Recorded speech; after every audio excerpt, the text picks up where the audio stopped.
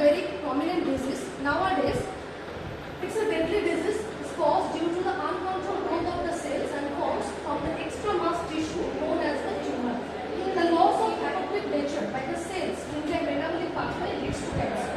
We know that cells having a particular life cycle, but whenever the life cycle or the cell death is not going on and the cells are growing in a multiple way, so that leads to cancer. So there are over 200 types of cancer like lung cancer, blood cancer, breast cancer, etc. So what are the causes? Anything that may cause a normal body cell to develop abnormality of the cell can cause cancer. Like genetic disease, like general different hereditary categories, different positive agents like chemical or toxic compound exposures, ionizing radiations, some pathogens and some human genetics are also responsible for the cancers. Next slide please. So cancer symptoms and signs depend on the specific type and grade of cancer. Although general signs and symptoms are not very specific, the following can be found in patients with different cancers like fatigue, weight loss, pain, skin changes, rashes, weight loss, urinary bladder changes or unusual bleeding, persistent cough or voice syndrome, fever, lumps or tissue muscles. That means whenever different type of cancers are originating in different regions of our body, that's why symptoms may be different. Now, although there are many tests to screen and presumptively diagnose cancer, the definite diagnosis is made by examination of the biopsy sample of suspected cancer tissue.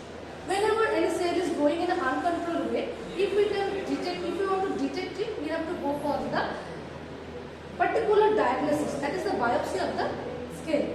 Next.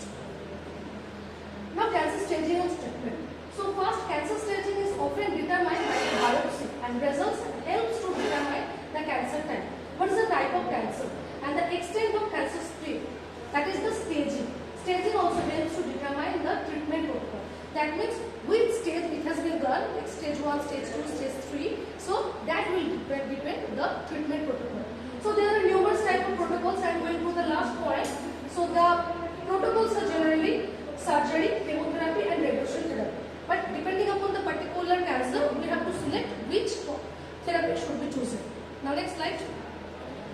Next slide.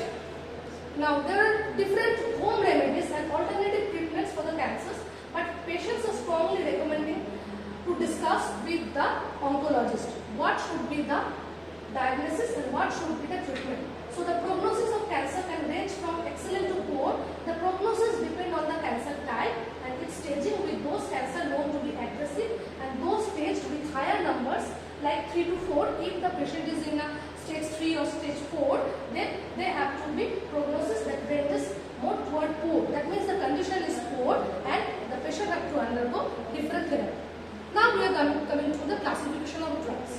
The drugs are classified into 7 categories and these are categorized into A, A, C and T, B, whereas A for anti-lytic agents, antimetabolites, antibiotics, camptothecin analogs, taxanes, miscellaneous categories and vinca alcohols.